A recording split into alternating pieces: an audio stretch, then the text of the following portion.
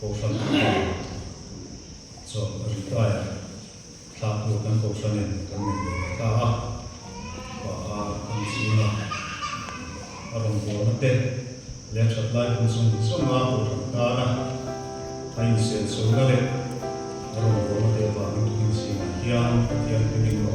bu an sei masa ani chuan kan ko san ina ko san ba cho ko ri tai chang soi da hi ko san ni te ko ina kan hiat ta na ta chai ni chu chu do mai ta pa ko cầu sân upa cùng upat avang le khi xem lâu na vanga rong bua na ang cha te lo chu tua chung cầu sân committee a rong bua na a cho ti yang chu ti anga chu te chu assembly meeting certificate pe ang nang hei hi pani na chang cho ni lovin rong bua na active service atangin an cho mai ani ya akha ko san ai shwe na ina ko san pa cho tai chang asoka a ko san pa cho tai kan ti hian an ko na chang cho ta ina ni pa active service an ni na changa e cho mai an ni a an ma ni wang da len ni na sirin beijing ni sa ko te ni a tin ko san ro fe na committee ya e Diaro na le ABC program na ito ex officio ngin ang natin kaya waram siya na ang dilo chawani kha ang dilo kha lo siya tayo na sa yung siya in ko sa iba tehi ko santan ma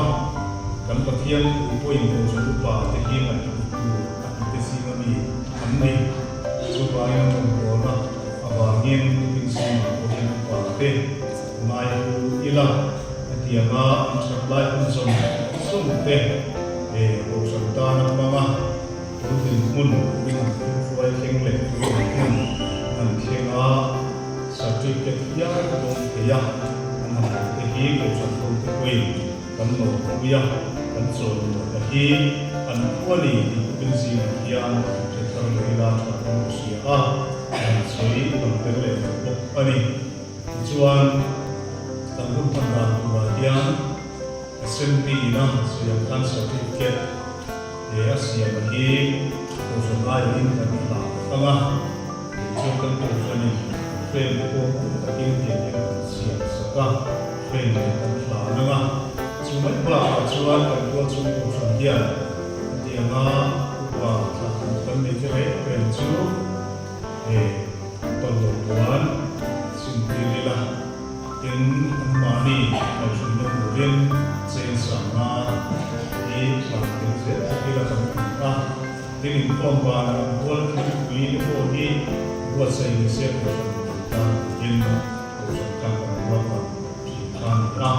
chu wa ya ko yan ko pa ta an ang ha me itu lahian certificate kanin la masake ko tama certificate of insiahi kan siya nge Baptist Church of Zoram Pastoral Ministry Department Kaushal Pacho certificate registration number 10 ni de siya ka paar kan siya sono Dalsagwa ya be DCM Franca Koki Zoram Baptist Kaushal sa so atanga sa pangasunin rino ako sa lupa ang mga ako ungin alon sa ta Mizoram Baptist ko sa Mizuan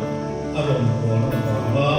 Lord Suliname so na certificate api ani way siya ka so ang kuwaya kaya General Secretary be Pastoral Ministry Department na in Malaysia. Ani, so ni ko sa assembly ayo in ani, may kapil na dahil mo sa tao na so ni kan magbibuy may wala sa amin.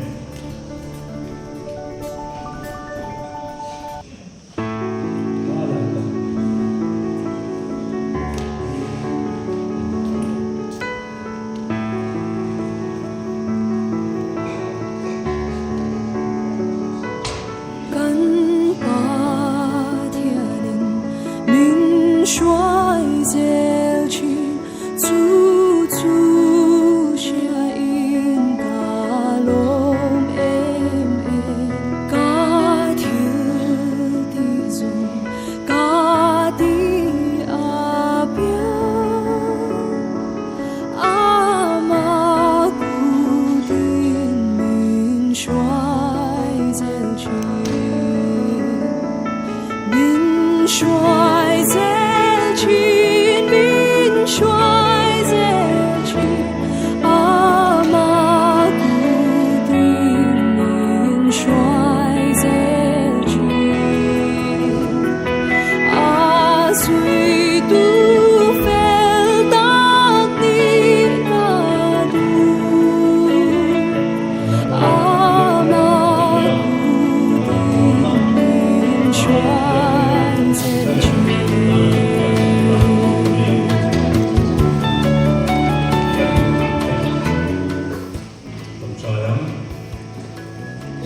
Lần ba kan kia mình bằng lại tu, với là kia kan trong bộ quy và kan si là chú chẳng lại thế, và lại tu thế của cha itu suara panggil orang ada semua kita kan kursi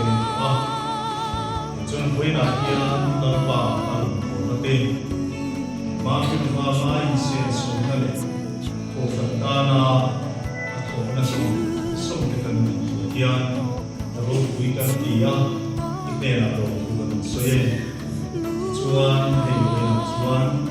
mesti lama pun lalu pakai lalu dia lama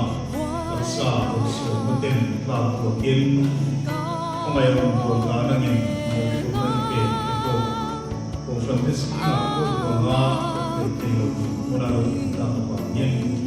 social rutin amat tertanda sesuai mana mungkin siapa yang buat pemain tinggi kita orang yang yang buat rutin kita capai menjadi seorang social media kalau semua untuk rutin ring pemain kita siapa dan sesuai siapa itu usaha hari ini proses ini yang aku mau itu usaha dia bahwa bersama akan bersedia ini kami ikut beberapa sesuai misalnya itu usaha yang terkait dengan selang awal lakukan dia langsung buat beberapa nangin ikai suai selang yang cuan yang taksa caklo na tepo nangin lalpa iong pui zela awal lakukan dia lakara nangin suaya kamu awal lakukan dia nang mengenai walaupun rin ikomendah menurut saya oke bali suah Krista ingin tertire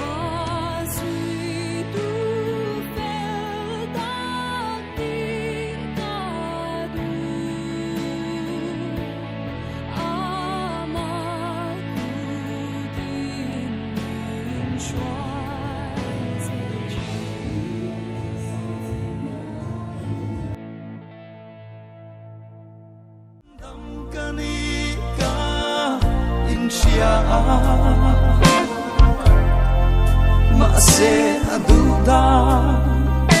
anung keteng silo nuhya til tratam takshe masih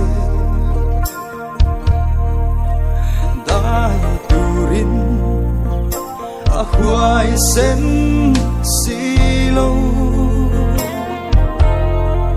tua ngập pena mal som na po asia ma se do theina do chela a me si lâu ôi ngã nghe đi ăn lê mà ni